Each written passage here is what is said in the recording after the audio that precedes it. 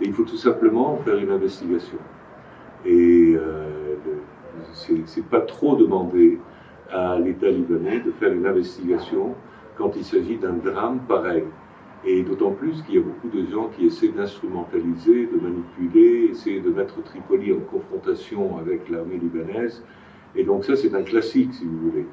Bon, mais quand on parle d'investigation, investigation en bonne et due forme. C'est pas une investigation comme à chaque fois on vous dit bon, bah, très bien, on va faire une investigation comme ce qu'on a entendu, parce qu'il y a des contradictions partout.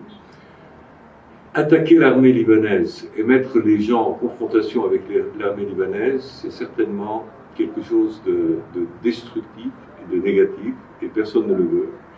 Mais qu'il y ait des responsabilités, ça peut se produire auprès de certains gradés de l'armée libanaise, bien simplement, il ne faut pas laisser les choses traîner et laisser la possibilité à ceux qui veulent manipuler d'intervenir.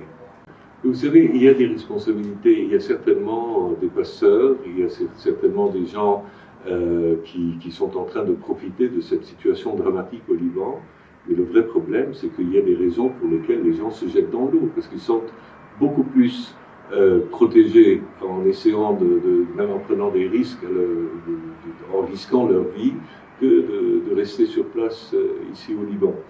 Donc le vrai problème n'est pas seulement de poursuivre les passeurs, qui en grande partie sont protégés dans un État corrompu comme le Liban par des institutions parfois, ou par des personnes qui travaillent dans des institutions militaires ou autres. Et il faut simplement essayer d'aller dans le fond des problèmes. Et malheureusement, personne ne le fait.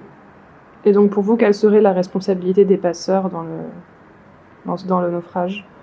Écoutez, l'armée a dit dans la première déclaration qu'ils avaient faite, ils ont dit qu'ils étaient en train de les suivre, mais ils étaient plus rapides qu'eux. Bon, écoutez, il ne faut pas les laisser partir. Donc, quand vous savez qu'il y a un bateau qui a été acheté, quand vous savez que ce n'est pas, ça n'a pas du tout toutes les dispositions de sécurité nécessaires, il faut l'arrêter dès le début. Maintenant, est-ce que c'est pour autant que Excusez-moi. Est-ce que c'est pour autant qu'ils vont arrêter ce genre de passe certainement pas. D'ailleurs, le lendemain, il y a un bateau qui est arrivé à Chypre et qui a profité de la confusion qu'il y a eu pour traverser la Méditerranée. Donc, tant que le problème n'est pas réglé ici de façon fondamentale, on aura toujours des passeurs, on aura toujours dans un pays corrompu des gens qui vont aider les passeurs, qui vont faire de l'argent, qui vont profiter de la misère des gens, et malheureusement, c'est un drame que nous sommes en train de vivre et on ne s'en sortira pas facilement. Vous parlez du coup des gens qui sont un peu alliés aux passeurs, etc. Il y a un gros business du coup derrière, vous pensez Absolument. Il y a certainement un grand business derrière, il y a des gens qui en profitent. Vous savez, c'est pas seulement des gens qui ont faim qui sont en train de se jeter dans l'eau, mais c'est des gens qui n'en peuvent plus et qui sont même pas capables d'avoir un passeport. Vous savez que si vous demandez un passeport pour essayer de fuir le Liban, on ne vous le donne même pas, on ne vous l'accorde pas. Il faut attendre 6 mois pour l'avoir.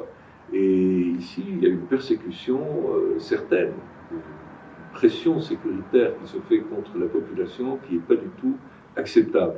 Donc il est temps de revoir un peu la façon dont l'État est en train de gérer les rapports avec